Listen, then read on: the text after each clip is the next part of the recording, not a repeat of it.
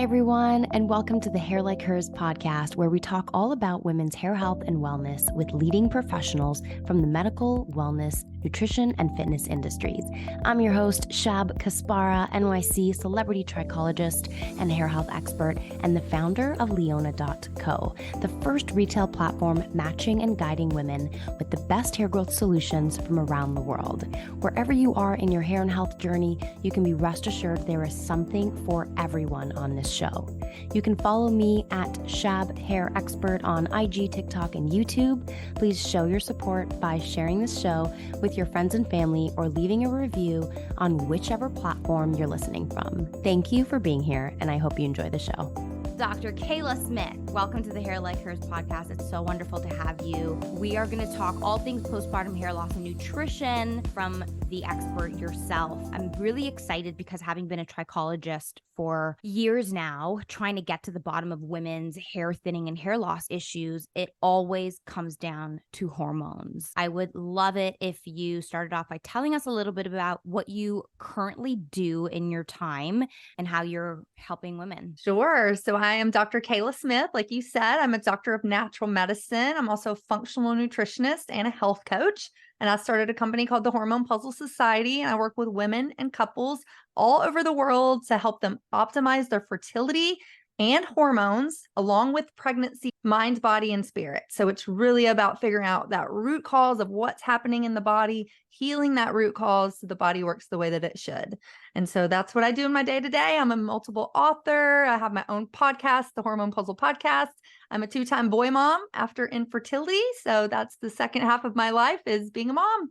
So yeah, that's a little about me. So your hands are full. So thank you so much for taking the time to get on the show today, because there is truly no one that has your kind of expertise.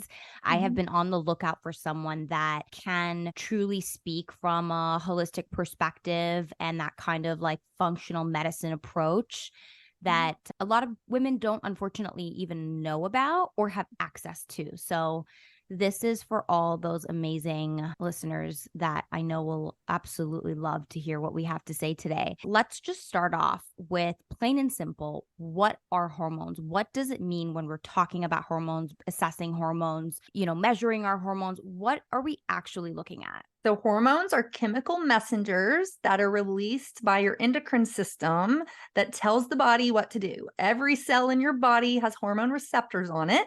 And so it tells your body functions to do, how to, your mental and emotional health, your physical health.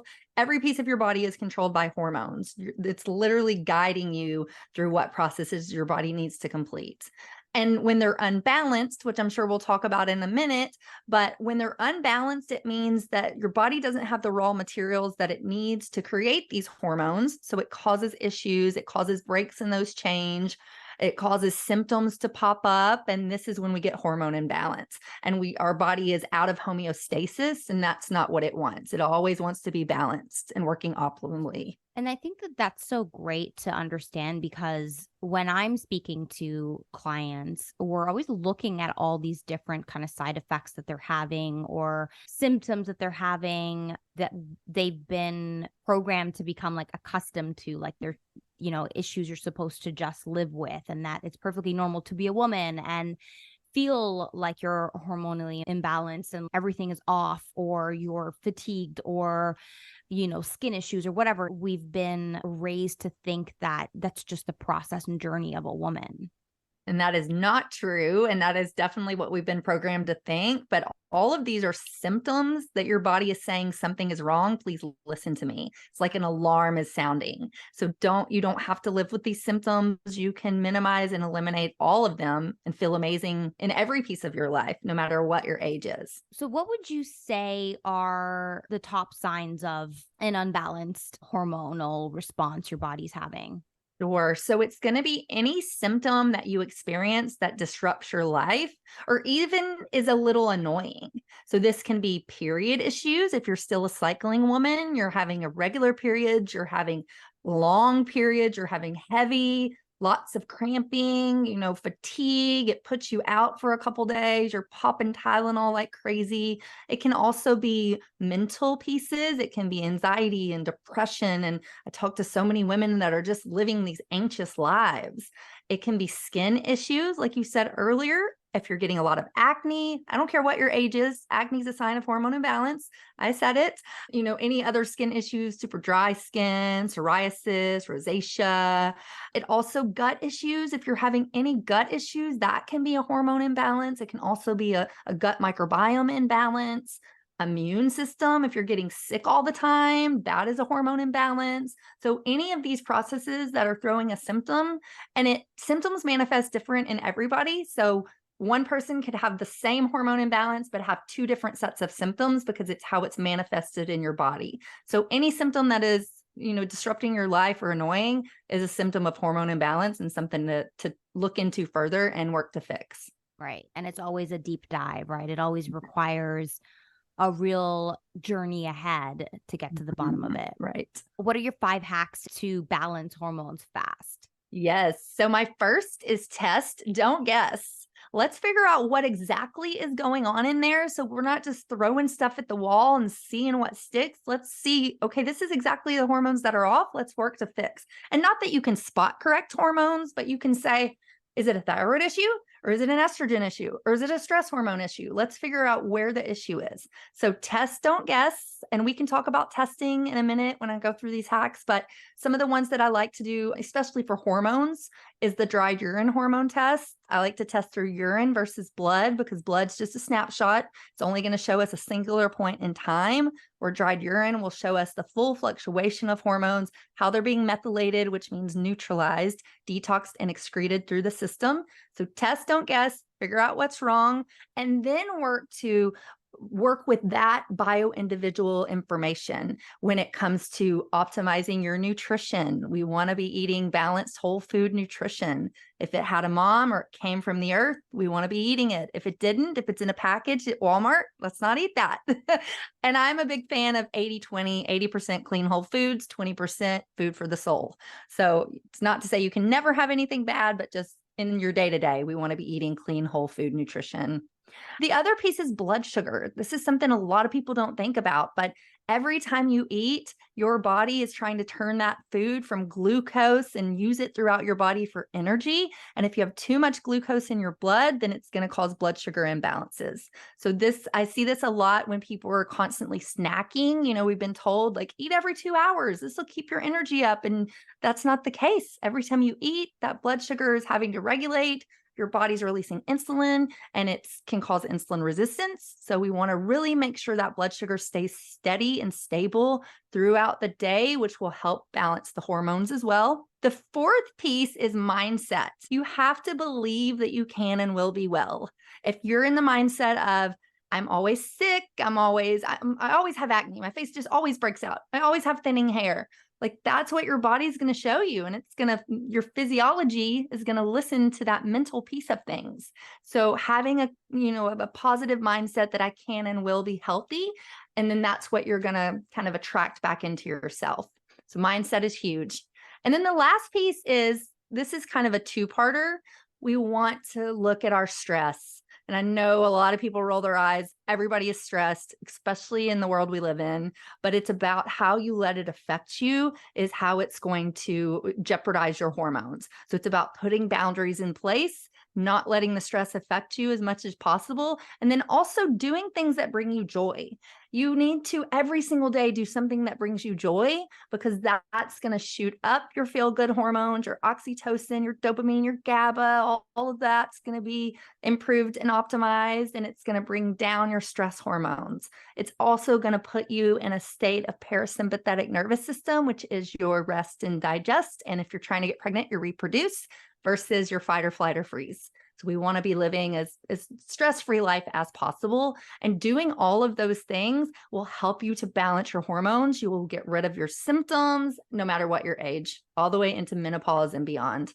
And you'll have great hair along the way. most importantly. Yes. So you touched on a couple things of what actually becomes improved when we're in this homeostasis kind of parasympathetic state. Mhm. Can we just touch on that real quick? I want to talk about the difference between functional labs versus regular labs and things that you want to look at within your blood. But what is it exactly that we're trying to balance out? What are we keeping our eyes on? What makes up a good balanced hormonal system? Can Yeah, you get well, into some specific markers that we're looking at? Sure. So the first thing that I'm looking at is your stress hormones, because your stress hormones, like we just said earlier, control every other piece of your body. If your body is pumping out cortisol and then cortisone, it's never going to pump out all the other hormones that we need to be healthy and to be symptom free. So whenever your body's doing that, your sympathetic nervous system is turned on. So again, this is your fight, flight, or freeze. And then your adrenal glands are pumping out that cortisol, and it's actually pausing some of your other hormones because it doesn't have the resources it needs to make these other hormones. So that will jeopardize your thyroid. Your thyroid will downregulate and won't be creating the hormones that we need for thyroid. It will downregulate your sex hormones. So if you're trying to get pregnant, your estrogen and progesterone will be compromised. And so when your body's using its resources to create these stress hormones, then it's going to downregulate everything else. And that's when we get the hormone imbalance. I can't tell you how many women I test and they say, I'm living super healthy. My hormones are fine. I don't think I have a problem.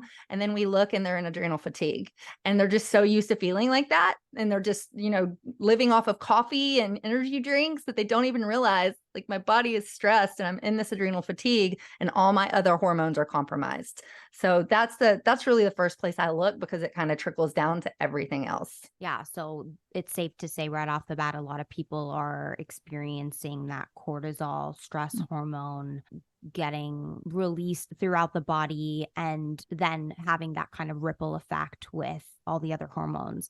It's funny because when I speak to women and I try to get that holistic background on them with what's wrong with their hair and trying to understand things beyond their day-to-day hair habits and understand more about their lifestyle, stress is definitely a big part of it. And I feel like majority of women will either say they are extremely stressed out and they're aware of it, or they'll say, I don't really think I'm in a stressed out state. And I myself personally fell in that category where my functional doctor would assess me properly. And I'd be like, I'm normally pretty calm. I'm in a pretty calm state. I'm an overall happy person and I exercise regularly and eat really well. And yet it still turned out that I was experiencing adrenal fatigue and that my body was still so inflamed internally, even though it wasn't showing on the outside through these typical ways that we would expect it to show up. Then we had to go through all the different functional labs, do all that specific blood work to try and balance things out. For sure. Can you talk a little bit about the difference between functional labs versus regular labs and, help women understand what it is we mean by this comprehensive blood work? First, so functional labs are looking for the root cause of what's causing the problem. And then once we have that information, we're working to help the body optimize and to balance back out. We're giving it what it needs through specific nutrients, minerals, supplements, lifestyle pieces to come back into homeostasis and balance. And so we're looking at different parameters. Functional labs also are looking for optimal levels because we want you to feel your best. And when the body is optimized, it's, the hormones are balanced, you're going to be free of symptoms. You're going to be, all your processes and all your systems in your body are working the way that they need to. So we're looking at optimal levels. When you go to your Western doctor and you do basic blood work, they are just looking for, where do you fall in needing a prescription, a procedure? How can I treat your symptoms? They're not looking to make you well. That's not their philosophy. That's not their job. Nothing to take away from Western medicine. I always say, if I break my leg or if I'm having a heart attack, I'm probably going to go see my, the emergency room. I'm going to go to that Western medicine doctor. But if I'm trying to heal and I'm trying to optimize my body and make it work at its full potential, then my Western doctor is not going to, that's not their wheelhouse. That's not what they're there to do. So that's the difference between functional labs versus, your regular Western medicine blood work. That's two different, they're looking at two different parameters. The other thing is when you work with a functional doctor, we've been extensively trained on how to read these labs, how to write protocols around them. When you go and get basic blood work, they're not going to give you a protocol. They're going to say, yeah, you're within normal range. That range is based on the lab statistics in the area that the lab is in. So if you're in an area where there's a lot of sick people, then your lab parameters are going to be, minimal in the sick range. So they might say, yeah, you're good. You might be a little bit out of that optimal, that minimum range, and you're experiencing symptoms, but they're like, no, you're fine. You're fine. Your labs look fine. But you're like, no, I'm having symptoms. And that's the other piece of it. As a functional doctor, I look at the symptoms, I look at the person, I look at the labs and the ranges, I look for optimal. So I'm correlating the two, where Western medicine is not. They're looking for, again, to see if you're sick enough for a prescription, or you need to have surgery or a procedure, or you need to go into IVF if you're trying to get pregnant.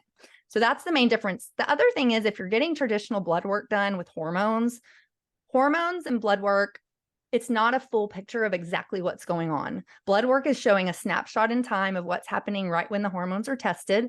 Blood is also a transportation mechanism, so it's transporting hormones throughout the body. It's not showing us what's actually happening, what the process is, like I said earlier, of methylation, detox, excretion, how your body's actually using the hormones, which is what we need to see to optimize and to have that balance. So just two different philosophies and two different ways of looking at things. Yeah, so it would be unwise to ask your doctor to order more kind of blood work, and just because essentially, like, I know when I go to my specialist, we're doing tons and tons of blood work on top of the other kinds of samples that we'll collect. But it would be unwise to ask your, traditional doctor to just order more labs, because what you're saying is that they wouldn't really know how to assess that like you would, which is looking at that full picture. Exactly. Now you should do a yearly physical, go get basic blood work, go get, your A1C, get your cholesterol checked, do the basic blood, the blood count, typical blood labs. You want to do that, but that's not the only place you want to look, especially if you're having symptoms. That blood work is never going to show a deeper dive into what's happening in there, and it's not going to address symptoms. The other thing we didn't mention, I want to talk about really fast that relates to hair, is I like to do mineral testing for hair, especially if you're experiencing hair loss, because most people are mineral deficient. Most women who have been pregnant and now in postpartum are mineral deficient, and they don't realize it, and that can cause some hair loss. So I like to do a mineral test through hair because it's a tissue. It'll show us 12 weeks of what's happening with the mineral status. It'll show metal toxicities. It'll show mineral balances, versus blood work for minerals just shows a snapshot, just shows the transportation. And some minerals are in the cells, they're intercellular. So things like magnesium, it's very hard to look at magnesium in blood because it's in the cell. I want to see what's in the cells, which is what's going to affect my overall health, my hair growth, my hair loss, all of those things. So doing a mineral test through hair will be very beneficial to you as the client. It's amazing how the hair can tell you so much more than just your blood itself, which goes to show why there is so much to the entire process of hair growth. Mm-hmm. Let's talk a little bit about hormones during and post pregnancy. Yes. What is happening to our hormones during pregnancy, and then what is that shift that happens postpartum? So your hormones are pretty high during pregnancy because they're sustaining a second life and they're growing an actual human. So we need a lot of hormones to make this process happen. So usually your hormones stay a little bit higher during pregnancy. Your body, especially your estrogen and progesterone, are going to stay pretty high during pregnancy, especially progesterone. The whole name of the hormone is progest. It's progesting the fetus to grow. So the hormones will stay pretty high and kind of and that's why sometimes you'll feel nauseous during pregnancy, especially the first 12 weeks, because your hormones are so high. It's almost like your body can't handle that high dose of hormones. And so it'll throw some nausea. But again, doing the things that I mentioned here will help to alleviate the nausea. Even when the hormones are higher than they normally are, you can still balance them and optimize them so you can eliminate some of the symptoms that you might experience in pregnancy. And then once you have the baby and you're in postpartum, your hormones are coming back down to normal levels. And so again, you can feel a little bit off. It can affect your mood. That's why we get postpartum depression can pop up, because you get such a drastic drop off of hormones that you're used to having now. after you've had them high for 10 months, then it can cause some symptoms there. But again, if you've worked to optimize your hormones throughout your pregnancy, you've done your whole food nutrition, your stress management, your water, your stress, your sleep, all of these things you've kind of focused on and optimized, then during postpartum, you can minimize or even eliminate postpartum, issues, depression. You're going to get, if you've gained some weight, you're going to get your weight back easier and faster. And it's just your whole body's going to work better. And those hormones are going to come down at a more, moderate pace. So it's not such a drop off a cliff and you're not going to feel as terrible. So I am currently pregnant. We're 7 months pregnant right now while we're recording this. That's awesome. Yes. And it's been a very interesting ride, our first time being pregnant and having entered third trimester now. It's interesting to kind of start comparing my journey to what I'm used to hearing. And I had zero nausea the first trimester. I had a little bit at nighttime, just kind of felt a little off at night, but truly no morning sickness, never got sick once, feel really grateful for that. Dr. Kela, could you explain why I would have, or I did not experience that rather, compared to how common it seems to be? Because if you're saying that it's the higher amount of estrogen and progesterone going on that's causing some kind of nausea, what is that telling us about my body specifically? Yeah, it's telling us that you are very healthy and that you are doing everything you can to balance these hormones. So you told me earlier your nutrition is good. You probably have a good lifestyle. You manage your stress.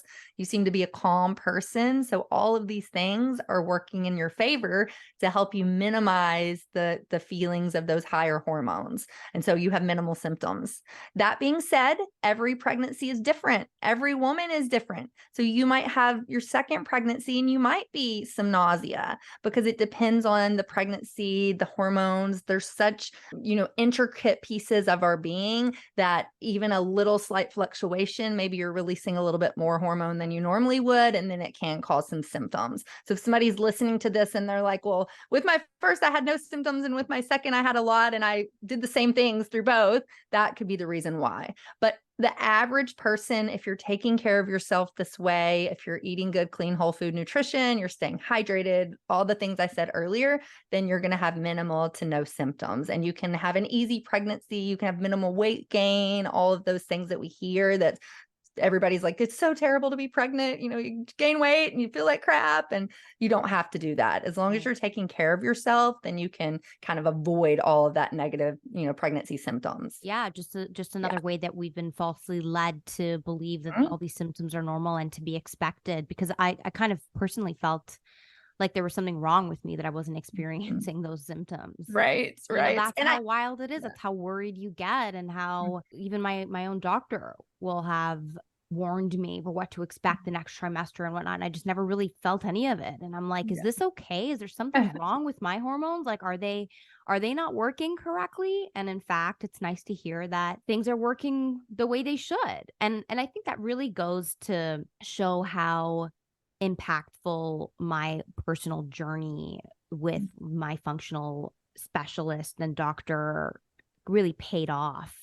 Because we were really deep diving. We were doing work that maybe today wasn't having a negative impact on my life, but we knew that eventually, these things kind of compound and we start to see symptoms down the road. But I understood that we were getting to the root cause of things that you said. And we were also taking like real preventative action to make sure that I would be healthier down the line. And it just feels really nice to know that all that hard work is paying off through this hormonal journey as a woman. And just goes to show why sometimes we shouldn't wait for that really visible kind of symptom or issue that we're having. Instead, like, let's all make sure that we're on a good path to begin with, and that we're going to prevent anything bad from happening and getting ahead of things. Because I've learned that it's really, sometimes it's happening deep down inside, and you would never know through any kind of symptoms. And for sure. And what happens too is sometimes symptoms haven't popped up yet, but that, like what you said, is happening at the root. And so that's why I always say be proactive, especially if you're trying to get pregnant. or if you're trying to get pregnant for a second or third time, like be proactive even without symptoms. Go get some of these functional labs run, because we can see things years before they actually manifest into symptoms. Yeah. Like I had a person the other day, I ran a test on, it was actually a man. I was working with the couple, ran a test on the man. He had this crazy bacteria. He had no symptoms. And I'm like, this is a bacteria that will cause colon cancer. Like, you need to fix this now. And he was just coming to me preventatively. He had 0 symptoms. So I'm like, if we hadn't done this, you could have colon cancer in 5 years and we never would have caught it. So definitely be proactive, run some functional labs, make sure your health is optimal before any symptoms pop up. But definitely if you're having symptoms, do it, but try to catch it before the symptoms start to manifest. Yeah, it's so powerful. Yeah, so powerful. One other thing I wanted to say really fast, I know we're running out of time, but another thing that kind of, correlates to what we're talking about, and we talked about it a little bit earlier, is mindset during pregnancy. If you wake up every day with the mindset of joy and like, I'm going to have a great day, I'm going to feel great today, I'm going to, my body's going to do what it needs to do, that mindset will trickle down into your physiology and your physical body. But if you wake up every day like, oh, I'm so miserable, I'm so sick, I don't even know if I want to do this, like this negative, then that's going to relate into your physical body. And then you're going to feel like crap. It's almost like you're bringing in the feeling of, those symptoms coming in. Yeah. So waking up every day, and it's not positive toxicity. It's not that. It's just having like the glasses, half full, or that, positive mentality, which will relate to your physical body. Yeah, without a doubt. And which I feel like is a mental exercise in itself to wake up and like be used to only focusing on the good stuff. I definitely find myself doing that. I mean, I wake up and I immediately try to list a bunch of things that I'm so grateful for that morning. Yes. Before I get out of bed. And it really does set you up for such a nice day. And I could sit here and complain about a number of things that are hurting and uncomfortable right now and focus on them, but I just choose not to, because it's just so much better when, and just focus on the bright side. So I love that. Let's get into this postpartum hair loss issue. Is it possible? Can we prevent postpartum hair loss if it's all really hormone related? Yes, you can, but there is a caveat to this. So when you're pregnant, as you probably know, your hair volume increases. We call it the beautiful pregnancy hair, because all those hormones are so high, they're causing that hair just to look amazing. It's full, it's shiny, it's it's got bounce to it. It's just amazing. So whenever you go through postpartum, you go through labor, your hormones start to come back down, that extra hair is going to shed. So it's going to feel like you're losing a lot of hair, but you're actually just losing the new hair that you grew during pregnancy because the hormones were high. But if you're doing these things that we've talked about here today, you've got good nutrition, your minerals and vitamins are optimized, you're watching your stress, you're sleeping, you're hydrated, then that's going to prevent you from losing more hair and losing the hair that you had before pregnancy. So it's not as drastic. I've seen people where their nutrition was bad and they just lose, even, their hair was beautiful and then it starts to fall out and then more falls out. So they have some bald spots, they have some thinning, they have dryness. So that can be prevented from how you take care of your body postpartum, for sure. Yeah, because I think it's interesting how you speak to some women, and especially those that have had multiple children, where they'll compare their first postpartum hair loss experience to the next, and one could have been far worse than the next one, and how that result can vary for the same person. I think that is really telling that, like you said, you might have had an easier pregnancy the first time around compared to the second time around, even though you did the same things, but there's clearly different things going on underneath. For sure. And I think that's another point of why you would want to do some functional lab testing, is to see, am I mineral deficient? Is there a mineral that I'm missing that I need to make my hair, luscious and beautiful? Like for me, both my pregnancies, my hair like doubled in size and it grew. And my husband always jokes like, can we get your pregnancy hair back? Because it was amazing. But it didn't change that much once I had the babies. Like I kept my hair, it's still thick, it's still long, it never got really dry. And it's because of how I live my life and how I take care of myself. But then also because I ran functional labs on myself and I could see like, okay, these minerals are depleted. This needs to be fixed and optimized. And that's another piece through pregnancy, that baby is taking all your minerals. So you are just so deficient. The minute you give birth, you are so deficient, and that can affect your hair. But getting ahead of it, it doesn't have to. So you definitely can get ahead of it. And if you're listening to this and you're thinking, well, I don't have the money to run all these tests and all this stuff, just make sure you have those foundational pieces in place where you're eating good whole foods, you're hydrated, all the things that I said. That's a start. But then if you can also do the testing, that's like the next step up. Speaking of minerals, what are some of the top of line minerals that we tend to be deficient in that can cause these hormonal issues? Yeah, so magnesium is a big one. I mean, your body just uses every bit of magnesium it can for that baby. So magnesium, Any and specific again, one in particular? glycinate and malate are the two that you want to focus on if you're going to take magnesium. Those are the most highly absorbable and the ones that don't cause digestive distress. If you are constipated, you can do some citrate. That's a great way to get yourself unconstipated. But if you're not constipated, you don't want to use that because it's a lower form of magnesium, a less potent one, a little bit lower quality. The one that I do is Trimag. I forget who, I think it's Seeking Health maybe, but they have 3 different highly absorbable magnesium types in their Trimag. So that's the one that I do. And I recommend, definitely before you ever take a supplement, check with your practitioner. I'm a doctor. I'm not your doctor. So check with your doctor or practitioner, but I recommend doing magnesium. Most people are deficient. So 400 to 800 grams at night will kind of get that back into balance. Sodium is another one I see a lot. People are, they either have really high or really low sodium. Let's definitely talk about this because this is a tricky one. We hear sodium, we think salt. How does this work exactly, this mineral? Yeah, so this is a mineral in the body. It is your salt and water balance, but sometimes if you have high sodium on a mineral test, that doesn't actually mean you have high sodium. It just means that maybe you have a toxic metal that's in the cell that's pushing out the sodium into the bloodstream. And, it's in the bloodstream and then it comes out into the hair follicle when we test it. So it might mean that you're deficient in sodium, but your body's just not using it the way that it needs to use it. So that's again why it's important to get a mineral test and to see what's happening with your sodium. So, and those are really, there's 4 minerals that control every other mineral in the body. So it's calcium, magnesium, sodium, and potassium. Those are your top 4. So we want those balanced and in optimal ranges. And then that affects everything else, your zinc, your copper, your, chromium, all those other minerals that are kind of secondary, those 4 affect it.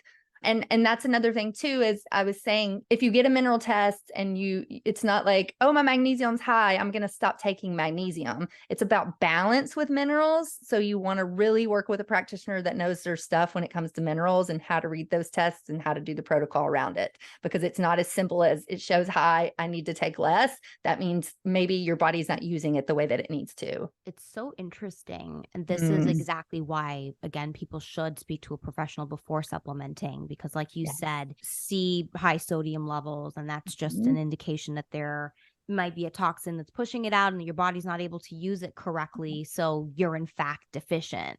Exactly. That in itself is just going to show how complex our bodies are. And I supplement it a ton.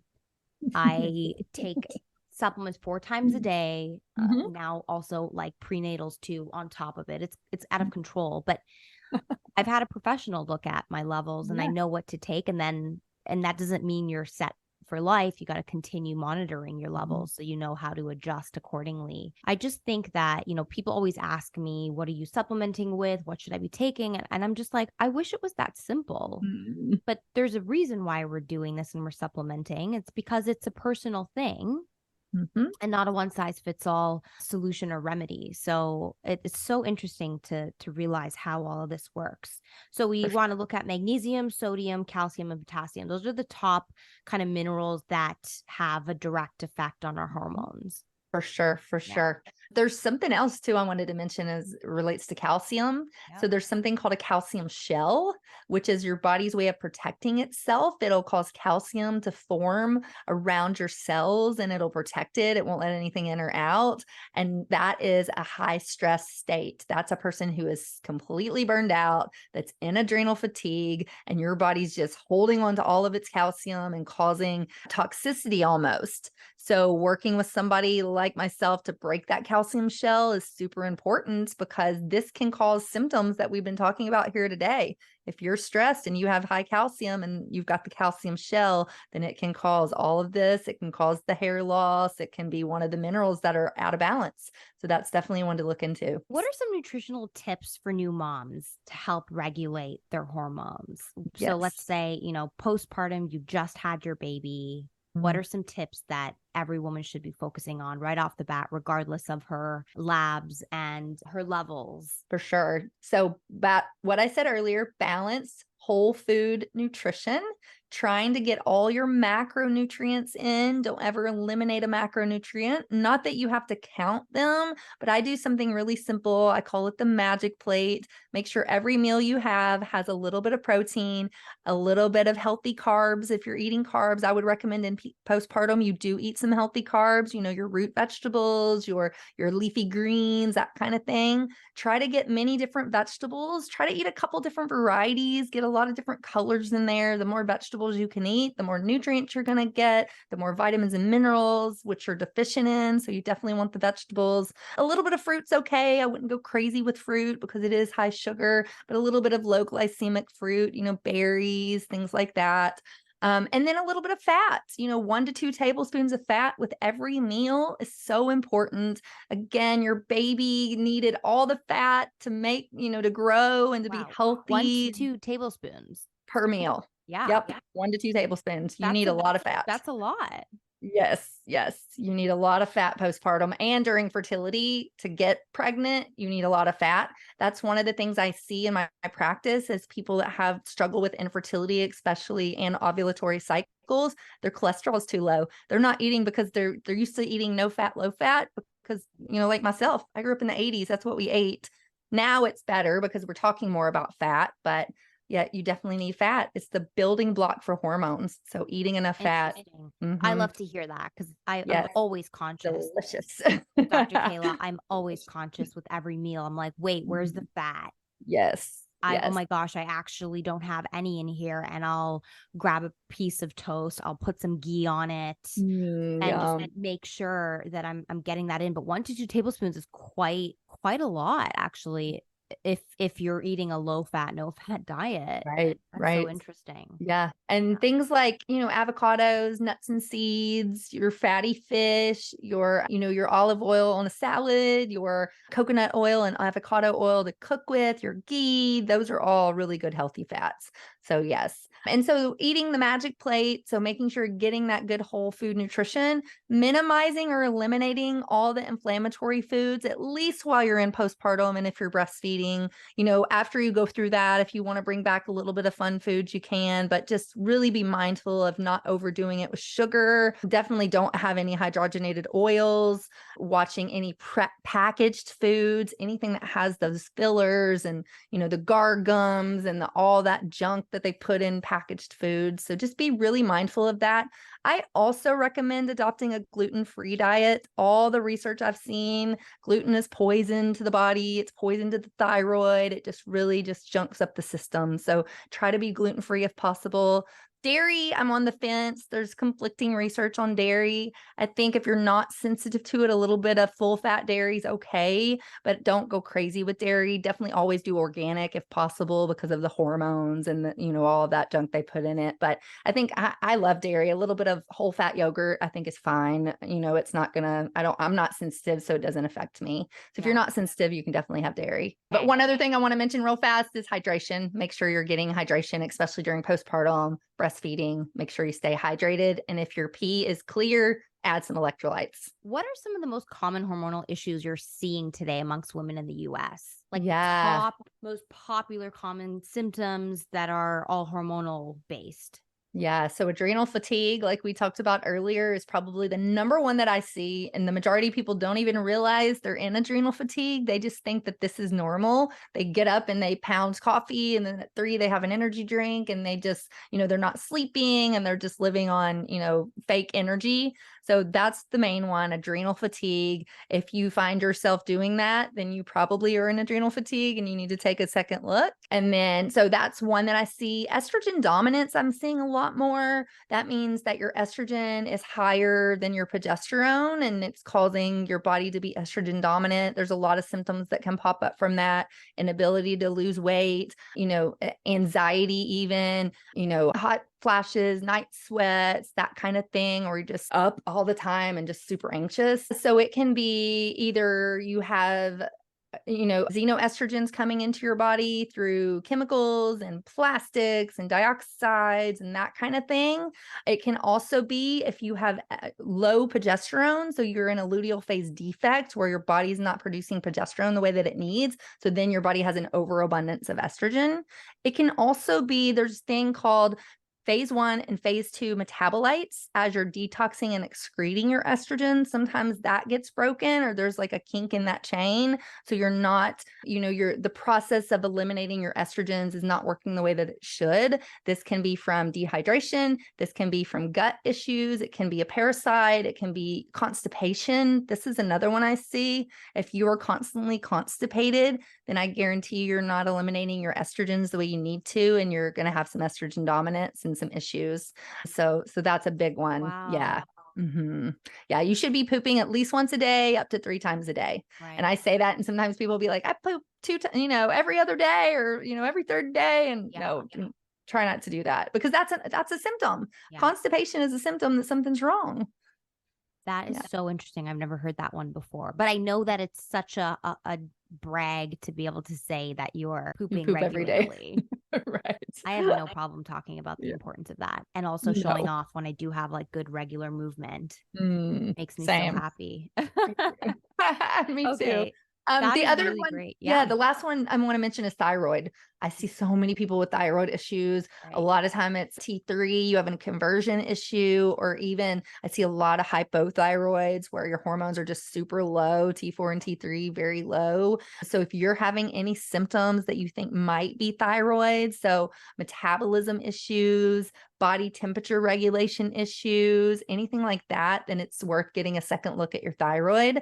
As I said earlier, being gluten-free is the number one thing you can do for thyroid health. So also managing stress, being careful with caffeine or any uppers like that, watching alcohol too. Alcohol is another one that can kind of clog up the thyroid. This is a fun fact. If your liver is trying to detox alcohol, it's not going to detox anything else until it does that. And it usually takes about 24 hours for that process. So if you're drinking regularly, even if you're just drinking on the weekends, if you're binge drinking, then your body's spending all its time detoxing the alcohol, and then toxins are coming into your body and you're getting over flooded with toxins. So, and then that's going to cause issues with hormones, with hair, with all the things we talked about. So I know people hear this and they're like, but I love my wine. Please don't tell me I can't have it. Have a little bit, don't have a lot. And while you're trying to get obviously pregnant, and then through postpartum, I would just eliminate it completely. Yeah. I'm all for that. That makes perfect sense. Just real quick, do you have any ranges, like T3, T4 ranges that you can share with us that you like to keep your patients between? So it all depends on the lab. So I don't really like to talk about ranges because it's different for each lab, and it's different for the dried urine hormone testing. Yeah. But what we're looking for is balance. So like on the dried urine test, we want to be in the green area of balance, which would be optimal. So yeah, I'd rather not say ranges just because it's so different for every lab. Interesting. Yeah. Okay, understood. Yeah. Okay, great. Well, that is so much information. I feel like there's definitely so much more to all this. And we did just kind of scratch the surface. But tell us a little bit about how people can find you. Tell us about your new book, all the different resources that you've got going. Sure. So the best place is on my website, and I'm at coachkela.com, and that's KELA, coachkela.com. There you can grab my free guidebooks. I have a free fertility meal plan. I have a cycle optimizing guidebook. We actually have a free guidebook for your audience. And I just realized I didn't grab the link. So we might have to send that to you later, and you can put it in the show notes. We'll add that right in the show notes. Yes. Perfect. So make sure you guys look for that. I am also I have a second part of my company. It's called Fertility Coach University, fertilitycoachuniversity.com, for anybody listening who wants to be a fertility coach, or they want to add fertility coaching to their wellness practice. You can check that out. Then my favorite place to hang out on social media is I am at Kela_health coach and Hormone Puzzle Method. I'm also on Facebook at Kela Health Coach. So check me out. Oh, and I have a podcast, the Hormone Puzzle Podcast, which is on all places podcasts are heard. So check that out. I am releasing a new cookbook in the fall. We haven't named it yet, but be on the lookout for that. But my book is called The Hormone Puzzle Solving Infertility, and it's for everybody struggling with infertility, going into a deeper dive into everything that we talked about here today and how to optimize. It also has 150 recipes written specifically for hormones and fertility that are delicious, nutritious, and easy to make. So grab that off of my website or Amazon. I love that. I think it's a journey everybody, no matter what stage in life you're in, you should get on, get started, eat well, learn all about it. Because I think at the end of the day, it's very simple. To address that complicated little thing. Right. Right. Okay, well, that's wonderful. Dr. Kela, it's so great to have you. Thank you so much for sharing all of this with us. I'm super grateful, and you are definitely such an expert on this subject. So I'm so happy that we got you on the show, and it was really wonderful to meet you.